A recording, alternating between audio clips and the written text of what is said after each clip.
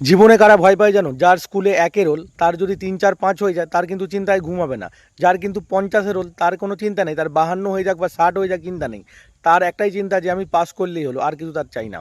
তেমনই আমাদের সোশ্যাল মিডিয়ায় অনেক মানুষ আছে যাদের হয়তো 5,000, 10,000 পরিবার রয়েছে, ফলোয়ার্স রয়েছে।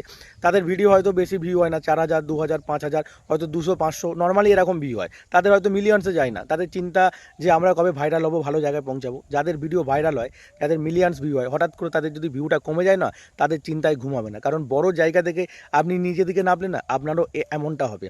কারণ বড় জায়গায় উঠে পড়তে খুব ভালো লাগে, ওখান থেকে ধরাস করে নিচে পড়লে না, একদম মনে হবে যেন কিছুই দেখতে পাবে না, মন খারাপ থাকবে, দিনরাত চিন্তা ভাবনা করতে থাকবে। তেমনই আমাদের জীবনটা এরকম যে আমরা যখন 5,000 ইনকাম করি, 5,000-এর মতন খরচা করি, আমরা চিন্তা করি আরও মাইনেটা বেশি বলে হয়। 10,000 হই তখনও স্যাটিসফাই হই না, 20,000 যখন হই আরও ভাবি হয়তো আরও 30-40,000 মাইনে হবে। জীবনে আমরা মানুষরা এমন একটা প্রাণী যে আমরা কোনোদিন স্যাটিসফাই হতে পারি না, যে আমরা এইটুকুনেতেই সন্তুষ্ট। সন্তুষ্ট আমরা হতে পারি না, আমরা চিন্তা করি জীবনে আরও কিছু করব। এই আমার করতে গিয়ে জীবনে না অনেক মানুষের সঙ্গে এরকম সম্পর্ক নষ্ট হয়ে যায়, ভালো ভালো সম্পর্কগুলো থাকে না। কারণ জীবনে সবসময় আমরা টাকার পেছনে ছুটে যাই, কিন্তু টাকা কিন্তু মরে যাওয়ার পর আপনি নিয়ে যেতে পারবেন না। নিয়ে যেতে কেউ পেরেছে কি আজ পর্যন্ত?